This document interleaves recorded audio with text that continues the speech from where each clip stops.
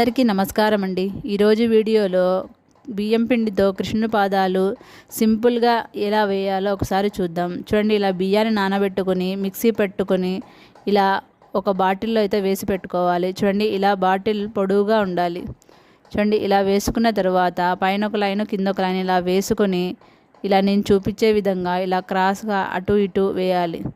ఆ తర్వాత పైన ఇలా రౌండ్స్ వేస్తే మనకు కన్నయ్య పాదాలు అయితే రెడీ అయిపోయాయి. చూడండి, ఇలా వేసుకొని దాని చుట్టూ అయితే ఇలా డిజైన్ లాగా వేసుకోవచ్చు.